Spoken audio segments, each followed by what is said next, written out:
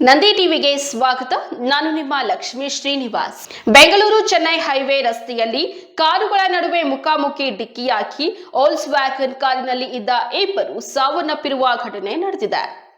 ವೋಲ್ಕ್ಸ್ ವ್ಯಾಗನ್ನಲ್ಲಿ ಇದ್ದಂತಹ 25 ವರ್ಷದ ಈಶ್ವರ್ ಮತ್ತು 18 ವರ್ಷದ ಜನನಿ ಮೃತ ದುರ್ದೈವಿಗಳಾಗಿದ್ದಾರೆ. ಬೆಂಗಳೂರು ಚೆನ್ನೈ ಎಕ್ಸ್ಪ್ರೆಸ್ ಹೈವೇನಲ್ಲಿ ಕಾರು ಅಪಘಾತ. 2 ಕಾರುಗಳ ನಡುವೆ ಮುಖಾಮುಖಿ ಡಿಕ್ಕಿಯಾಗಿದೆ. ವೋಲ್ಕ್ಸ್ ವ್ಯಾಗನ್ ಮತ್ತು ಆಡಿ ಕಾರುಗಳ ನಡುವೆ ಡಿಕ್ಕಿಯಾಗಿ ವೋಲ್ಕ್ಸ್ ವ್ಯಾಗನ್ ಕಾರಿನಲ್ಲಿ ಇದ್ದ ಇಬ್ಬರು ಸ್ಥಳದಲ್ಲೇ ಸಾವನ್ನಪ್ಪಿದ್ದಾರೆ. ಕೋಲಾರ ಜಿಲ್ಲೆ ಮಾಲೂರು ತಾಲೂಕಿನ ಚಿಕ್ಕ ಸಬ್ಬೇನಹಳ್ಳಿ ಬಳಿ ಅಪಘಾತ ಸಂಭವಿಸಿದೆ. ಕೆಜಿಎಫ್ ಮೂಲದ 25 ವರ್ಷದ ಈಶ್ವರ್, 18 ವರ್ಷದ ಜನನಿ ಸ್ಥಳದಲ್ಲೇ ಸಾವನ್ನಪ್ಪಿದ್ದಾರೆ. ಕೆಜಿಎಫ್ ಕಡೆಯಿಂದ ಬೆಂಗಳೂರು ಕಡೆಗೆ ತೆರಳುವ ಮಾರ್ಗದಲ್ಲಿ ಈ ಘಟನೆ ಸಂಭವಿಸಿದ್ದು, ಮತ್ತೊಂದು ರಸ್ತೆ ರಿಪೇರಿ ಹಿನ್ನೆಲೆ ಒಂದೇ ರಸ್ತೆಯಲ್ಲಿ ಸಂಚಾರಕ್ಕೆ ಅವಕಾಶ ಕಲ್ಪಿಸಲಾಗಿತ್ತು. ಈ ವೇಳೆ 2 ಕಾರುಗಳ ನಡುವೆ ಮುಖಾಮುಖಿ ಡಿಕ್ಕಿಯಾಗಿದೆ. ಮಾಲೂರು ಪೊಲೀಸ್ ಠಾಣಾ ವ್ಯಾಪ್ತಿಯಲ್ಲಿ ಘಟನೆಯಾಗಿದೆ.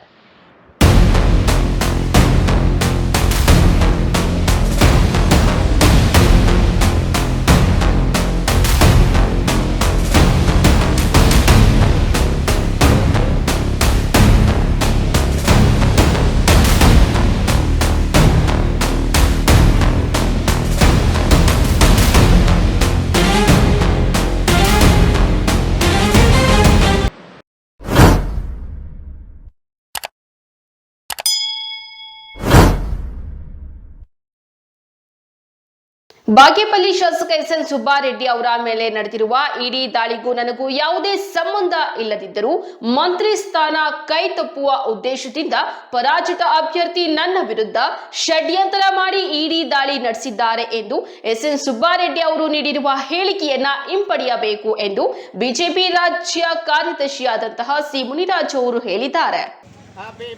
ಬಾಗೇಪಲ್ಲಿ ಪಟ್ಟಣದ ಹೊರವಲಯದ ಟಿಬಿ ಕ್ರಾಸ್ನಲ್ಲಿ ಇರುವ ಗೃಹ ಕಚೇರಿಯಲ್ಲಿ ಬಿಜೆಪಿ ಮುಖಂಡರ ಹಾಗೂ ಕಾರ್ಯಕರ್ತರ ಸಮ್ಮುಖದಲ್ಲಿ ಬಿಜೆಪಿ ರಾಜ್ಯ ಕಾರ್ಯದರ್ಶಿ ಸಿ ಮುನಿರಾಜು ಹುಟ್ಟುಹಬ್ಬ ಆಚರಿಸಿ ಅದರ ಪ್ರಯುಕ್ತ ಬಾಗೇಪಲ್ಲಿ ವಿಧಾನಸಭಾ ಕ್ಷೇತ್ರದ ವ್ಯಾಪ್ತಿಯ ಶಾಲಾ ಕಾಲೇಜು ವಿದ್ಯಾರ್ಥಿಗಳಿಗೆ ನೋಟ್ ಪುಸ್ತಕ ವಿತರಣೆ, ಸಾರ್ವಜನಿಕ ಆಸ್ಪತ್ರೆಯ ರೋಗಿಗಳಿಗೆ ಹಣ್ಣು ಮತ್ತು ಬ್ರೆಡ್ ವಿತರಣೆ ಹಾಗೂ ವೃದ್ಧಾಶ್ರಮದಲ್ಲಿ ಅನ್ನದಾನ ಕಾರ್ಯಕ್ರಮ ನೆರವೇರಿಸಿ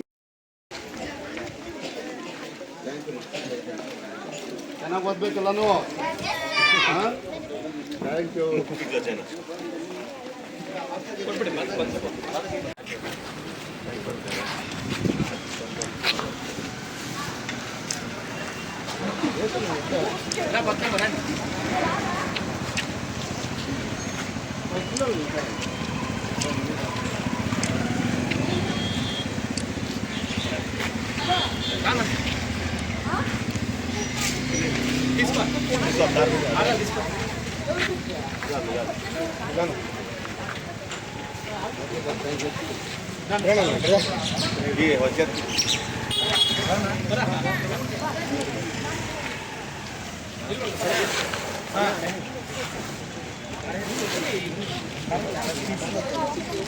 ಬಾಗೇಪಲ್ಲಿ ಕ್ಷೇತ್ರದ ಕಾಂಗ್ರೆಸ್ ಶಾಸಕ ಸುಬ್ಬಾರೆಡ್ಡಿ ಮೇಲೆ ನಡೆದಿರುವ ಇಡಿ ದಾಳಿಗೂ ನನಗೂ ಯಾವುದೇ ಸಂಬಂಧ ಇಲ್ಲದಿದ್ದರೂ ಮಂತ್ರಿ ಸ್ಥಾನ ತಪ್ಪಿಸುವ ಉದ್ದೇಶಕ್ಕಾಗಿ ಪರಾಜಿತ ಅಭ್ಯರ್ಥಿ ನನ್ನ ವಿರುದ್ಧ ಷಡ್ಯಂತ್ರ ಮಾಡಿ ಇಡಿ ದಾಳಿ ಮಾಡಿಸಿದ್ದಾರೆ ಎಂಬ ಶಾಸಕ ಸುಬ್ಬಾರೆಡ್ಡಿ ಅವರು ತಮ್ಮ ಹೇಳಿಕೆಯನ್ನ ವಾಪಸ್ಸು ಪಡೆಯಬೇಕು. ರಾಜ್ಯ ಕಾಂಗ್ರೆಸ್ನಲ್ಲಿ ಸಿಎಂ ಸಿದ್ದರಾಮಯ್ಯ, ಡಿಸಿಎಂ ಡಿಕೆ ಶಿವಕುಮಾರ್ ನಡುವೆ ಸಿಎಂ ಸ್ಥಾನಕ್ಕಾಗಿ ಬಣ ರಾಜಕೀಯ ನಡೆಯುತ್ತಿದೆ. ಕೋಲಾರ ಮತ್ತು ಚಿಕ್ಕಬಳ್ಳಾಪುರ ಜಿಲ್ಲೆಯ ಹಾಲು ಒಕ್ಕೂಟ ಮತ್ತು ಡಿಸಿಸಿ ಬ್ಯಾಂಕ್ ಚುನಾವಣೆಯಲ್ಲಿ ಕಾಂಗ್ರೆಸ್ನ ಸಚಿವರಾದ ಎಂಸಿ ಸುಧಾಕರ್, ಕೆಎಚ್ ಮುನಿಯಪ್ಪ, ಶಾಸಕರಾದ ವೈಎ ನಂಜೇಗೌಡ, ನಾರಾಯಣಸ್ವಾಮಿ, ಮಾಜಿ ಶಾಸಕ ರಮೇಶ್ ಕುಮಾರ್ ನಡುವೆ ನಡೆಯುತ್ತಿರುವ ಬಣ ರಾಜಕೀಯ ಎಲ್ಲಾ ಮಾಧ್ಯಮಗಳಲ್ಲಿ ಪ್ರಸಾರಗೊಂಡು ಕಾಂಗ್ರೆಸ್ ನಾಯಕರ ಕಚ್ಚಾಟ ಬಹಿರಂಗವಾಗಿರುವುದು ಎಲ್ಲರಿಗೂ ಗೊತ್ತಿದೆ. ನಾನು ಇದುವರೆಗೂ ಶಾಸಕ ಸುಬ್ಬಾರೆಡ್ಡಿ ಅವರ ವೈಯಕ್ತಿಕ ವಿಷಯಗಳಿಗೆ ಕೈ ಹಾಕದಿದ್ದರೂ ನನ್ನ ಮೇಲೆ ವಿನಾಕಾರಣ ವೈಯಕ್ತಿಕ ಟೀಕೆಗಳು ಮಾಡಿದರೆ ಕ್ಷೇತ್ರದಲ್ಲಿ ನಡೆದಿರುವ ಎಲ್ಲ ಅವ್ಯವಹಾರಗಳ ವಿರುದ್ಧ ಬಿಜೆಪಿ ಪಡೆ ಹೋರಾಟಕ್ಕೆ ಸಜ್ಜಾಗಬೇಕಾಗುತ್ತದೆ ಎಂದು ಶಾಸಕರಿಗೆ ಎಚ್ಚರಿಕೆ ಕೊಟ್ಟಿದ್ದಾರೆ. ನಿಮ್ಮ ಸುತ್ತ ಇರೋರಿಗೆ ನೀವೇನು ಮಾಡ್ತೀರಾ ಅಂತ ನಿಮಗೆ ಗೊತ್ತಾಗುತ್ತೆ, ನಮ್ಗೆಲ್ಲ ಗೊತ್ತಾಗುತ್ತೆ. ಪ್ರತಿದಿನ 24 ಗಂಟೆ ನಿಮ್ಮ ಜೊತೆ ಇರೋರ್ತಕ್ಕಂಥವ್ರಿಗೆ ನಿಮಗೆ ಗೊತ್ತಾಗೋದು, ಅವ್ರಿಗೆ ಗೊತ್ತಾಗೋದು, ನನಗೆ ಗೊತ್ತಾಗಲ್ಲ. ಅದನ್ನು ನೀವು ತಿಳ್ಕೊಬೇಕು. ಒಬ್ಬ ಶಾಸಕರು ಕೊಟ್ಟರು ನನಗೆ ಡಾಕ್ಯುಮೆಂಟ್. ಇನ್ನೊಂದು ಅಂದರೆ ಅವ್ರಿಗೆ ಏನು ಹೇಳಿದ್ದೀವಿ, ಏನು ಮಾತಾಡಿದ್ದೀವಿ ಅಂತ ಹೇಳ್ಬಿಟ್ಟು ಅವ್ರ ಹತ್ರ ಮಾತಾಡ್ಕೊಳ್ಳಿ, ಅವ್ರ ಹತ್ರ ಎನ್ಕ್ವೈರಿ ಮಾಡ್ಕೊಳ್ಳಿ. ನೀವು ಅದನ್ನು ಯಾವ ರೀತಿ ಎಲ್ಲೆಲ್ಲಿ ಆಗಿರ್ಬೋದು, ಅಕಸ್ಮಾತು ಅವ್ರು ನಿಮ್ಮ ಪಕ್ಷದವರೇ ಮಾಡಿರ್ಬೋದು. ಹೆಂಗೆ ಹೇಳ್ತೀರಾ? ನೀವು ಮಂತ್ರಿ ಆಗೋದು ನೀವು ಮಂತ್ರಿ ಆಗ್ಬಿಟ್ರೆ ಅವ್ರಿಗೆ ತೊಂದರೆ ಆಗೋದು. ಕಾಂಗ್ರೆಸ್ನವ್ರು ಇನ್ನು ಮಿಕ್ಕಿದವ್ರು ಮಂತ್ರಿ ಆಸೆಗಳು ಇಟ್ಕೊಂಡಿರೋದು ತೊಂದರೆ ಆಗೋದು. ನನಗಲ್ಲ, ನಾನು ನಿಮ್ಮ ಕಾಂಗ್ರೆಸ್ ಪಕ್ಷದಲ್ಲಿ ನನ್ನನ್ನು ಮಂತ್ರಿ ಯಾವುದೇ ಕಾರಣಕ್ಕೂ ಮಾಡಲ್ಲ. ನಿಮ್ಮನ್ನು ಮಂತ್ರಿ ಮಾಡಿದ್ರೆ ನಿಮ್ಮ ಪಾರ್ಟಿಯಲ್ಲಿ ಇರ್ತಕ್ಕಂಥವ್ರಿಗೆ ತೊಂದರೆ ಆಗೋದು. ಅದು ಬಿಟ್ಟರೆ ಯಾವುದೇ ಕಾರಣಕ್ಕೂ ಈಗ ಯಾಕೆಂದರೆ ಈ ಸಿದ್ದರಾಮಯ್ಯನವ್ರು ಸೀಟ್ ಇಳಿತಾರೆ ಅಂತ ಡಿ ಕೆ ಶಿವಕುಮಾರ್ ಇಳಿಸ್ಕೊಡ್ಬಾರ್ದು ಅಂತ ನೀವೇ ಕಿತ್ತಾಡ್ತಾರೆ. ಅದು ನಾವಲ್ಲ. ಈಗಾಗಲೇ ನಿಮ್ಮ DCC ಬ್ಯಾಂಕ್ ಎಲೆಕ್ಷನ್ನಲ್ಲೇ ಗೊತ್ತು. ನಿಮ್ಗೆ ಹೇಳಿದ್ರಲ್ಲ, ಈಗ ಶಾಸಕರು ಕೊಟ್ಟಿದ್ದಾರೆ ಅಂತ ಅವ್ರ ವಿರುದ್ಧ ನಿಮ್ಮ ವಿರುದ್ಧ ಅವರು ಎಲ್ಲ DCC ಬ್ಯಾಂಕ್ ಎಲೆಕ್ಷನ್ನಲ್ಲೇ ನಡ್ಸ್ಕೊಂಡು ಬಂದಿದ್ದೀರ ನೀವು. ಅದೆಲ್ಲ ನಾನೇನು ಬಾಯಿ ಬಿಟ್ಟು ಹೇಳೋಕ್ಕಾಗಲ್ಲ. ಎಲ್ಲ ಹೇಳ್ಬೋದು, ಏನು ಬಿಚ್ಚಿಡ್ಬೋದು. ನೀವು ಇದು ನಿಮ್ಮ ಬಂಗಾರಪೇಟೆ ಶಾಸಕರು ಯಾವ ರೀತಿ ಮಾತಾಡ್ತಾರೆ, ನಿಮ್ಮ ಮಾಲೂರು ಶಾಸಕರು ಯಾವ ರೀತಿ ಮಾತಾಡ್ತಾರೆ, ನೀವು ಯಾವ ರೀತಿ ಇದ್ದೀರಾ, ಅವ್ರ ವಿರುದ್ಧ ನೀವೇನು ಮಾಡ್ತೀರಾ, ನಿಮ್ಮ ವಿರುದ್ಧ ಅವರೆಲ್ಲ ಏನು ಮಾಡ್ತಾರೆ ಅಂತ ಎಲ್ರಿಗೂ ಗೊತ್ತಿರ್ತಕ್ಕಂಥ ವಿಚಾರನೇ. ನಿಮ್ಮದನ್ನು ನೀವು ಸರ್ ಮಾಡ್ಕೊಳ್ಳಿ.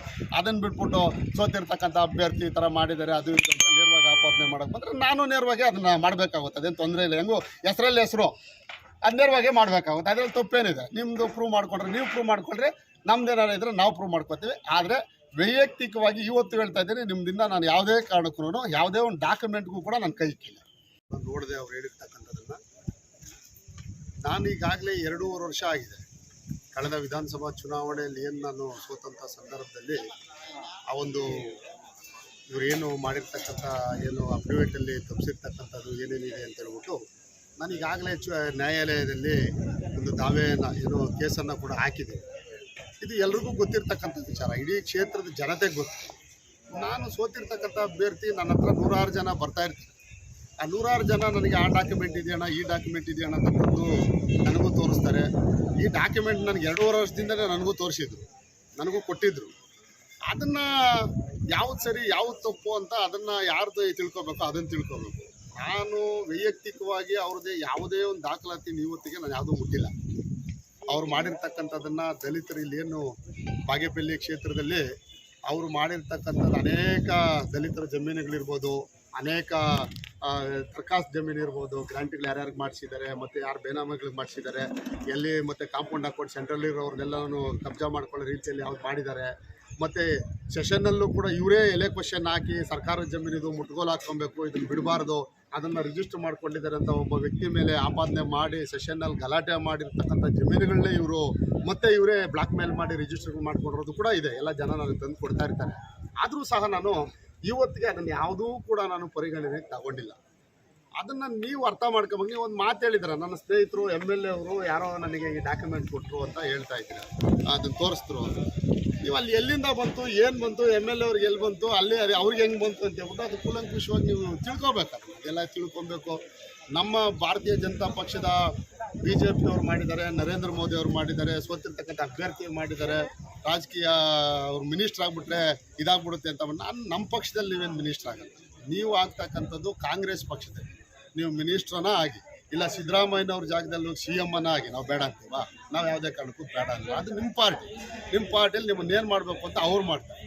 ಜನ ಆಶೀರ್ವಾದ ಮಾಡಿದ್ರೆ ನಾನು ಗೆಲ್ಲಕ್ಕಾಗಲ್ಲ, ಅದಕ್ಕೆ ಅವ್ರು ಈ ಥರ ಮಾಡ್ತಾಯಿದ್ದಾರೆ, ಅವ್ರು ಗೆಲ್ಲಕ್ಕಾಗಲ್ಲ ಅಂತ ಮಾಡ್ತಾಯಿದ್ದಾರೆ ಅಂತ ನೀವು ಹೇಳ್ತಾರೆ. ನಾನು ಯಾವುದೇ ರೀತಿ ಕುತಂತ್ರ ರಾಜಕೀಯ ನಾನು ಮಾಡಲ್ಲ.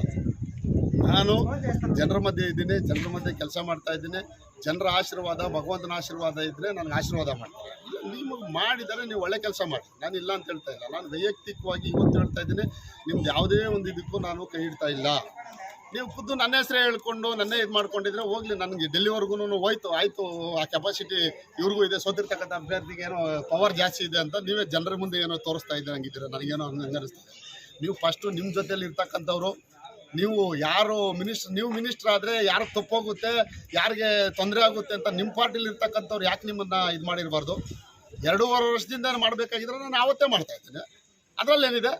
2.5 ವರ್ಷದಲ್ಲೇ ನಾನು ಮಾಡ್ಬೋದಾಗಿತ್ತಲ್ಲ. ಆವತ್ತೇ ನಾನು ಕೇಸಲ್ಲೂ ಹೌದು ಕೇಸ್ ಹಾಕಿದ್ದೀನಿ, ಕೇಸಲ್ಲಿ ತೋರಿಸಿದ್ವಿ. ನನಗೂ ಯಾರೋ ಗುಮಾನಿಯಾಗಿ ಹೇಳಿದ್ದಾರೆ ವಿದೇಶದಲ್ಲಿ ಇವ್ರದೆಲ್ಲ ಆಸ್ತಿಗಳಿದೆ ಅಂತ. ನನಗೆ ಆವತ್ತು ಯಾರೋ ಹಿಂಗೆ ತಂದು ಇಲ್ಲಿ ಹೇಳಿದ್ದಕ್ಕೋಸ್ಕರ ನಾನೇನು ಮಾಡಿದ್ವಿ, ನಿಜಾನೋ ಸುಳ್ಳು ನಮಗೆ ಗೊತ್ತಿಲ್ಲ. ಆ ಡಾಕ್ಯುಮೆಂಟ್ ನಾನು ಕೂಡ ಮುಟ್ಟಕ್ಕೆ ಹೋಗಿಲ್ಲ. ಇರ್ಬೋದೇನೋ ಅಂತ ನಾವು ಕೇಸ್ ಹಾಕಿದ್ವಲ್ಲ. ಈಗ ನಿಮ್ದು ಏನಿದೆ ದಾಖಲಾತಿಗಳನ್ನ ಕೇಸ್ ಹಾಕಿರೋದಾಗಿದೆ, ಕೇಸಲ್ಲಿ ನಡೀತಾ ಇರೋದಾಗಿದೆ. ನಿಮಗೂ ಆರ್ಗ್ಯುಮೆಂಟ್ ಆಗ್ತಾಯಿದೆ, ನಿಮ್ಮ ಮುಂದೆ ಆರ್ಗ್ಯುಮೆಂಟ್ ಬರಬೇಕಾಗಿದೆ. ನೀವೆಲ್ಲ ಈಗೇನು ನಿಮ್ಮದು ಕೂಡ ಎವಿಡೆನ್ಸ್ ಬರಬೇಕಾಗಿದೆ. ನಿಮ್ದು ಪ್ರೂವ್ ಮಾಡ್ಕೊಳ್ಳಿ. ನನ್ನ ಮೇಲೆ ನೀವು ಹೇಳ್ತಾ ಇದ್ದೀರಲ್ಲ, ನನ್ನ ಮೇಲೆ ಷಡ್ಯಂತ್ರಗಳು ಎಷ್ಟು ಮಾಡಿದ್ದೀರಲ್ಲ. ನಾನು ಎಲೆಕ್ಷನ್ಗೆ ಮೊದಲೇ ನಮ್ಮ ಸರ್ಜಾಪುರದಿಂದ ಯಾರನ್ನ ಕರೆಸಿ ದಲಿತರ ಜಮೀನು ಹಾಕೊಂಡ್ಬಿಟ್ಟಿದ್ದಾನೆ, ದಲಿತರದ್ದು ಚೆಕ್ಗಳು ಕೊಟ್ಟಿಲ್ಲ, ದುಡ್ಡು ಕೊಟ್ಟಿಲ್ಲ, ರಿಜಿಸ್ಟರ್ ಮಾಡ್ಕೊಂಡ್ಬಿಟ್ಟಿದ್ದಾನೆ, ಅವ್ರಿಗೆಲ್ಲ ಇದು ಮಾಡಿ ನಾವು ಬೆಂಗಳೂರಲ್ಲಿ ಪ್ರೆಸ್ ಮೀಟ್ ಮಾಡ್ತೀವಿ. ಈ ಸಂದರ್ಭದಲ್ಲಿ ಬಿಜೆಪಿ ಮಂಡಲಾಧ್ಯಕ್ಷ ಆರ್ ಪ್ರತಾಪ್, ಗುಡಿಬಂಡೆ ಗಂಗಿರೆಡ್ಡಿ ಮುಖಂಡರಾದ Guchchepalli Sudhakar Reddy, PS Venkatareddy, R Venkatesh, Lokesh, SR Nagesh, Ayyappa Babu, Chinni, Murthy ಮತ್ತಿತರರು ಇದ್ದರು. ವರದಿ ಗೋಪಾಲರೆಡ್ಡಿ, ನಂದಿ ಟಿವಿ, ಬಾಗೇಪಲ್ಲಿ. ನನ್ನ ಜೊತೆ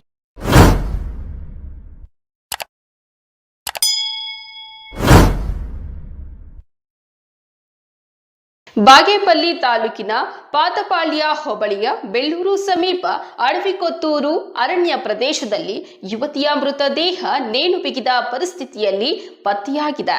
ಸುಮಾರು 4-5 ದಿನಗಳ ಹಿಂದೆ ಸಾವನ್ನಪ್ಪಿರಬಹುದು ಎಂದು ಅಂದಾಜಿಸಲಾಗಿದೆ. ಈ ಘಟನಾ ಸ್ಥಳಕ್ಕೆ ಪಾತಪಾಳ್ಯ ಪೊಲೀಸ್ ಠಾಣೆಯ ಪಿಎಸ್ಐ ಅನ್ಸರ್ ಹಾಕಿಯೇ ಚೇಳೂರು ಪೊಲೀಸ್ ಠಾಣೆಯ ವೃತ್ತ ನಿರೀಕ್ಷಕ ಜನಾರ್ದನ್ ಮತ್ತಿತರರು ಭೇಟಿ ನೀಡಿ ಪರಿಶೀಲನೆ ನಡೆಸಿ ಮುಂದಿನ ಕ್ರಮ ಕೈಗೊಂಡಿದ್ದಾರೆ. ಇನ್ನು ಆ ಮೃತ ಮಹಿಳೆ ಯಾರು, ಅದು ಆತ್ಮಹತ್ಯೆಯೋ ಅಥವಾ ಹತ್ಯೆಯೋ ಎಂಬುದು ತಿಳಿದು ಬಂದಿಲ್ಲ. ಒಟ್ನಲ್ಲಿ ಸುಮಾರು 25 ವರ್ಷ ವಯಸ್ಸಿನ ಯುವತಿಯು ದುರಂತ ಸಾವನ್ನಪ್ಪಿದ್ದು ಪೊಲೀಸರ ತನಿಖೆಯಿಂದ ಸತ್ಯಾಸತ್ಯತೆ ಹೊರಬರಬೇಕಾಗಿದೆ. ವರದಿ ಗೋಪಾಲರೆಡ್ಡಿ, ನಂದಿ ಟಿವಿ, ಬಾಗೇಪಲ್ಲಿ.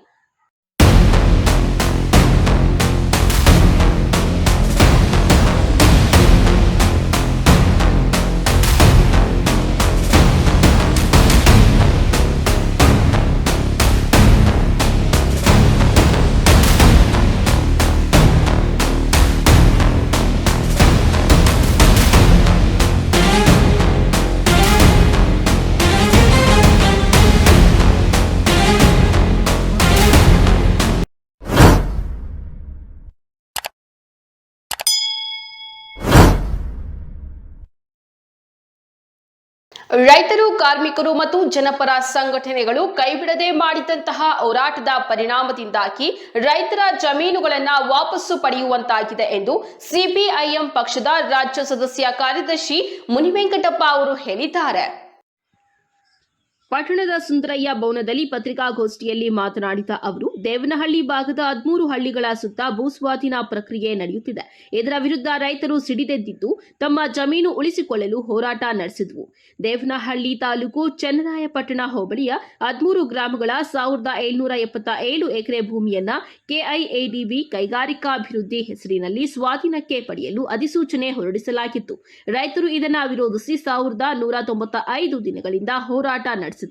ಅನೇಕ ಸಂಘಟನೆಗಳು, ಚಿಂತಕರು, ಸಾಹಿತಿಗಳು ರೈತರಿಗೆ ಸಾಥ್ ನೀಡಿದರು ಹಾಗೂ ಸಿಎಂಗೆ ಮನವಿ ಮಾಡಿದ್ದರಿಂದ ಬೆಂಗಳೂರು ಗ್ರಾಮಾಂತರ ಜಿಲ್ಲೆಯ ದೇವನಹಳ್ಳಿ ತಾಲೂಕಿನ ಚನ್ನರಾಯಪಟ್ಟಣ ಹೋಬಳಿಯ 13 ಹಳ್ಳಿಗಳ ರೈತರ ಕೃಷಿ ಭೂಮಿ ಸ್ವಾಧೀನ ಕೈಬಿಡಲು ರಾಜ್ಯ ಸರ್ಕಾರ ನಿರ್ಧರಿಸಿದೆ. ಕೊನೆಗೂ ರೈತರ ಒತ್ತಡಕ್ಕೆ ರಾಜ್ಯ ಸರ್ಕಾರ ಮಣಿದಿದೆ. 1777 ಎಕರೆ ಭೂ ಸ್ವಾಧೀನ ಪ್ರಕ್ರಿಯೆ ಕೈಬಿಡಲು ರಾಜ್ಯ ಸರ್ಕಾರ ನಿರ್ಧಾರ ಸಿಪಿಐಎಂ ಸ್ವಾಗತಿಸಿ ಧನ್ಯವಾದಗಳನ್ನು ತಿಳಿಸಿದೆ ಎಂದು ಹೇಳಿದ್ದಾರೆ.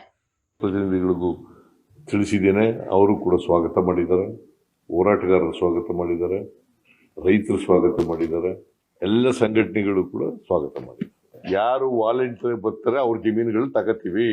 The notification entirely is dropped.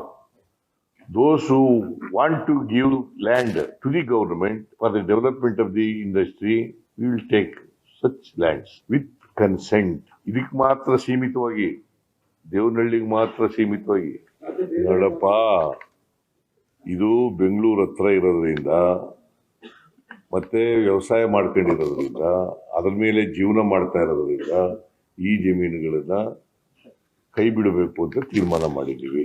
ಬಹಳ ಮುಖ್ಯವಾಗಿ ರೈತರಿಗೋಸ್ಕರ, ರೈತರು ವ್ಯವಸಾಯ ಮಾಡ್ಲಿಕ್ಕೋಸ್ಕರ, ಅವರ ಜಮೀನುಗಳನ್ನು ಉಳಿಸ್ಕೊಳ್ಳಿಕ್ಕೋಸ್ಕರ ಮಾಡ್ತಾ ಇರ್ತಕ್ಕಂಥದ್ದು. ಆದ್ದರಿಂದ ಮಾಡ್ತೀವಿ. ಈ ತೀರ್ಮಾನ ಎಲ್ಲಕ್ಕೂ ಅಪ್ಲೈ ಆಗಲ್ಲ. ಭೂ ಮಾಲೀಕರು ಸ್ವಯಂ ಪ್ರೇರಣೆಯಿಂದ ಮುಂದೆ ಬಂದಲ್ಲಿ ಹೆಚ್ಚಿನ ಹಣಕಾಸಿನ ಪರಿಹಾರ ಅಥವಾ ಹೆಚ್ಚಿನ ವಿಸ್ತೀರ್ಣದ ಅಭಿವೃದ್ಧಿಪಡಿಸಿದ ನಿವೇಶನವನ್ನು ನೀಡಲಾಗುವುದು. ಸಿಪಿಐಎಂ ಪಕ್ಷದ ಮುಖಂಡ ಚೆನ್ನರಾಯಪ್ಪ ಮಾತನಾಡಿ, ಜೀವನಾಧಾರವಾಗಿರುವ ಕೃಷಿ ಭೂಮಿಯನ್ನ ಕಳೆದುಕೊಂಡಿದ್ದರೆ ಬೀದಿಗೆ ಬೀಳಬೇಕಾಗುತ್ತಿತ್ತು. ಸರ್ಕಾರ ಕೊಟ್ಟ ಪರಿಹಾರದ ಹಣ ಖರ್ಚಾಗಿ ಹೋಗುತ್ತದೆ. ಹಾಗಾಗಿ ಭೂ ಸ್ವಾಧೀನ ಮಾಡಿಕೊಳ್ಳಲು ಬಿಡಲ್ಲ ಎಂದು ರೈತರು ಕಳೆದ 3 ವರ್ಷಗಳಿಂದ ನಿರಂತರ ಹೋರಾಟ ನಡೆಸಿದರು. ಚನ್ನರಾಯಪಟ್ಟಣದಲ್ಲಿ ಶಾಮಿಯಾನ ಹಾಕಿಕೊಂಡು ನಿತ್ಯ ಧರಣಿ ಸತ್ಯಾಗ್ರಹ ನಡೆಸುತ್ತಿದ್ರು. ರಾಷ್ಟ್ರ ಮಟ್ಟದ ರೈತ ನಾಯಕರು ಕೂಡ ಹೋರಾಟದಲ್ಲಿ ಭಾಗವಹಿಸಿದ್ರು. ಕೊನೆಗೆ ರೈತಪರ ಐತಿಹಾಸಿಕ ಹೋರಾಟಕ್ಕೆ ಮಣಿದು ಭೂ ಸ್ವಾಧೀನ ಪ್ರಕ್ರಿಯೆ ರಾಜ್ಯ ಸರ್ಕಾರ ಕೈಬಿಟ್ಟಿದೆ ಎಂದು ಹೇಳಿದ್ದಾರೆ. ಈ ಸಂದರ್ಭದಲ್ಲಿ ಸಿಪಿಐಎಂ ಪಕ್ಷದ ಮುಖಂಡರಾದ ರಘುರಾಮರೆಡ್ಡಿ, ವಾಲ್ಮೀಕಿ ಅಶ್ವತ್ಥಪ್ಪ, ಜಿ ಕೃಷ್ಣಪ್ಪ, ಮುಸ್ತಫಾ, ಡಿಟಿ ಮುನಿಸ್ವಾಮಿ ಇನ್ನು ಮುಂತಾದವರು ಪ್ರಮುಖರು ಹಾಜರಿದ್ದರು. ವರದಿ ಗೋಪಾಲರೆಡ್ಡಿ, ನಂದಿ ಟಿವಿ, ಬಾಗೇಪಲ್ಲಿ.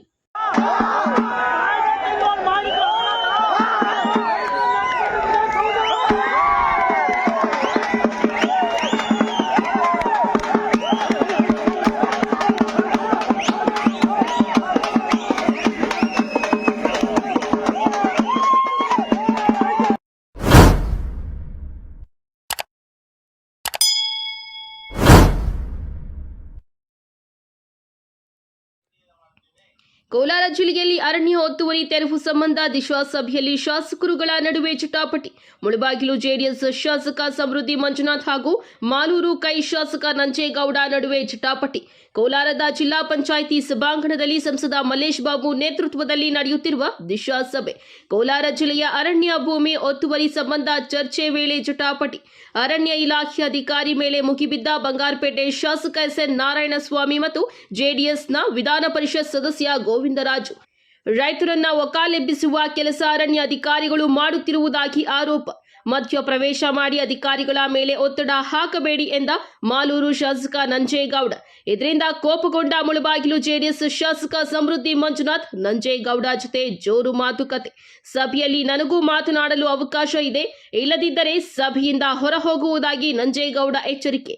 ಇಬ್ಬರು ಶಾಸಕರು ಕೈ ತೋರಿಸಿಕೊಂಡು ಜೋರಾದ ವಾಗ್ವಾದ. ಮಧ್ಯ ಪ್ರವೇಶ ಮಾಡಿದ ಜಿಲ್ಲಾಧಿಕಾರಿ ಡಾಕ್ಟರ್ ರವಿ ಅರಣ್ಯ ಸಂಬಂಧ ಪ್ರತ್ಯೇಕ ಸಭೆ ಕರೆಯುವುದಾಗಿ ಹೇಳಿದ ನಂತರ ತಿಳಿಯಾದ ಸಭೆ. ಜಂಟಿ ಸರ್ವೆ ಮಾಡುವವರೆಗೂ ಒತ್ತುವರಿ ಅರಣ್ಯ ಭೂಮಿ ತೆರವು ಮಾಡದಂತೆ ಸಭೆಯಲ್ಲಿ ತೀರ್ಮಾನ. ಬದಲಾವಣೆ ಮಾಡೋದಕ್ಕೆ ಏನ್ ಮಾಡಬೇಕು ಬಿಡಿ ಸರ್. ನಾನು ಮಾತಾಡ್ತಾ ಇದ್ದೀನಿ ಸರ್. ನೀವು ಕೇಂದ್ರ ಸರ್ಕಾರ, ರಾಜ್ಯ ಸರ್ಕಾರ, ಸುಪ್ರೀಂ ಕೋರ್ಟ್ ಇವತ್ತು ಅರಣ್ಯ ಇಲಾಖೆನ ನಮ್ಮ ಮೇಲೆ ಬಿಟ್ಟಿದ್ದಾರೆ.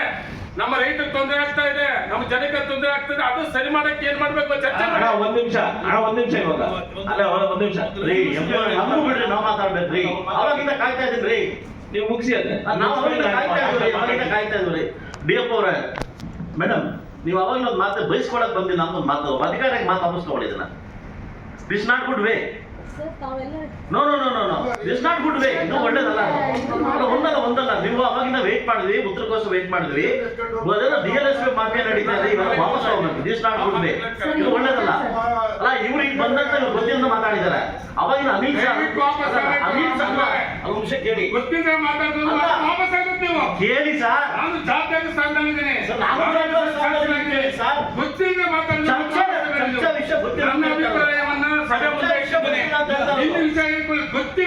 ಗೊತ್ತಿಲ್ಲ ಅಲ್ಲ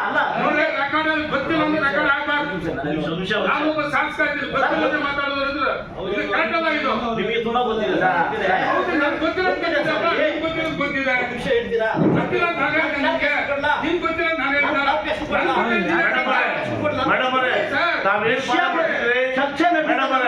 ಗೊತ್ತಿಲ್ಲ ಅಂತ ತಾವೇನ್ ಪದ ಪಡ್ತಿದ್ರಿ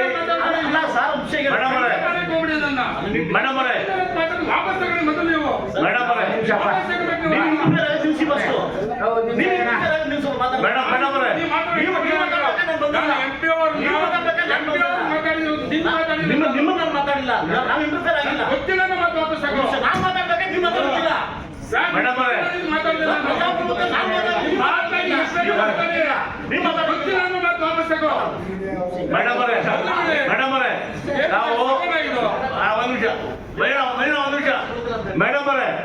ನಾವು ಒಂದು ಮಾತ್ರ ಹೇಳಿದ್ರಿ, ನನ್ನನ್ನ ಬಯಸ್ಕೊಳ್ತೀರಿ ಅಂತ. ನಾವ್ಯಾರು ಕೂಡ ಒಂದು ಕೆಟ್ಟ ಪದ ಕೂಡ ಬಳಸಿಲ್ಲ.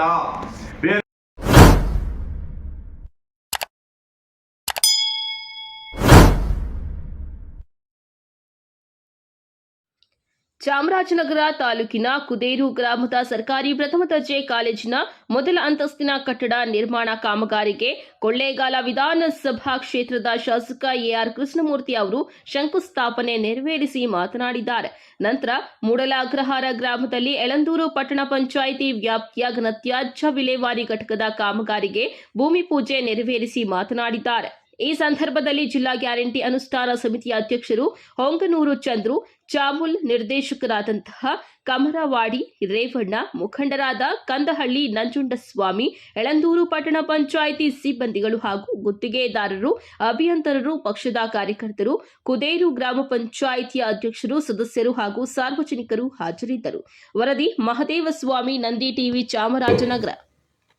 ನನಗೆ ಫೋನ್ ಮಾಡ್ತಾರೆ, ಸರ್ ಮಾಡಿದ್ದೀನಿ ತಾವು ಹೇಳಿದ್ದೀನ ಅಂತ ಹೇಳಿ. ನಮ್ಮ ಯಳಂದೂರು ಕಾಲೇಜು ಕೂಡ 2 ಕೋಟಿ ಕಳೆದ ಬಾರಿ ಮಂಜೂರಾಗಿದೆ. ಅದೇ ಜಾಗದ ಕೊರತೆಯಿಂದಾಗಿ ಅದು ದುಡ್ಡು ವಾಪಸ್ ಹೋಗ್ಬೋದು. ನಾನು ತಿರ್ಗಾ ಹೋಗಿ ಅವ್ರನ್ನ ಮನವಿ ಮಾಡಿಕೊಂಡೆ, ಜಾಗವನ್ನು ಕೊಡಿಸಿದ್ರೆ ಈ ವರ್ಷದಲ್ಲಿ ನಾವು ಅದನ್ನು ಮರು ಮಂಜೂರು ಮಾಡ್ತೀವಿ ಅಂತ ಹೇಳಿ ಅದನ್ನು ಇವತ್ತು ಮರು ಮಂಜೂರು ಮಾಡಿಸೋಕ್ಕೆ ಶಿಫಾರಸನ್ನು ಮಾಡಿದ್ದಾರೆ. ನಾನು ಅವ್ರು ಮಾತು ಕೊಟ್ಟಂತ ಅದೇ ಆವರಣದಲ್ಲಿ ಕಾಲೇಜಿನ ಕಟ್ಟಡವನ್ನು ನಿರ್ಮಾಣ ಮಾಡಲಿಕ್ಕೆ ಅವಕಾಶವನ್ನು ಕಲ್ಪಿಸಿಕೊಟ್ಟಿದ್ದಾರೆ. ಅಲ್ಲಿ 100 ವರ್ಷ ತುಂಬುತ್ತೆ ಸರ್ ನಮ್ಮ ಶಾಲೆಗೆ, ತಂದೆ ಓದಿದ ಶಾಲೆ. ಇದರ ವಿಶೇಷವಾಗಿ ನಮ್ಮ ಕಾರ್ಯಕ್ರಮ ಹಮ್ಮಿಕೊಳ್ಬೇಕು ಅಂತ ಹೇಳಿ ಮಾತನಾಡಿ ನಾನು ಒಪ್ಪಿದ್ದೆ. 2004 ನಾನು ಗೆಲುವು ಗ್ರಾಮಸ್ಥರು ಕೂಡ ಅದರ ಬಗ್ಗೆ ಗಮನ ಹರಿಸಬೇಕು. ನಾನೀಗ ಮತ್ತೆ ನಿಮ್ಮೆಲ್ಲರ ಒಂದು ಸಹಕಾರ ಆಶೀರ್ವಾದ ಆಯ್ಕೆ ಹಾಕಿದ್ಮೇಲೆ ಆ ಶಾಲೆಯನ್ನು ಪುನಃ ಜೀರ್ಣೋದ್ಧಾರ ಮಾಡುವಂಥದ್ದಕ್ಕೆ ನಾನು ಮನಸ್ಸು ಮಾಡಿದ್ದೀನಿ. ಒಂದು ಮಾನ್ಯ ಕುಮಾರಸ್ವಾಮಿ ಅವರು ಕೂಡ ಈ ಗ್ರಾಮದ ಹಿರಿಯರು, ಅನೇಕರಲ್ಲಿ ವಿದ್ಯಾವಂತರಾಗಿ ಹೊರಹೋಗಿರ್ತಕ್ಕಂಥದ್ದು ನಾವು ಕಾಣ್ತೇವೆ. ಅವ್ರ ನೆನಪಿನರ್ಥ ಹಾಗೆ ಬಾಳು ಕೊಂಪೆಯಾಗಿರಬಾರ್ದು ಅಂತ ಹೇಳಿ ಮಾಡಿಸಕ್ಕೆ ಇವತ್ತು. ಇದಾಗಿತ್ತು ಇವತ್ತಿನ ವಿಶೇಷ. ಸ್ಥಳೀಯ ಸುದ್ದಿಗಳಿಗಾಗಿ ನೋಡ್ತಾ ಇರಿ ನಂದಿ ಟಿವಿ. ಈ ಮಾಹಿತಿ ನಿಮಗೆ ಇಷ್ಟವಾದಲ್ಲಿ ಲೈಕ್ ಮಾಡಿ, ಶೇರ್ ಮಾಡಿ, ಸಬ್ಸ್ಕ್ರೈಬ್ ಮಾಡಿ. ನಾವು ಹಾಕಿದ ಮಾಹಿತಿ ತಕ್ಷಣ ನಿಮಗೆ ನೋಟಿಫಿಕೇಶನ್ ಬರಬೇಕು ಅಂದ್ರೆ ಬೆಲ್ ಬಟನ್ ಕ್ಲಿಕ್ ಮಾಡಿ.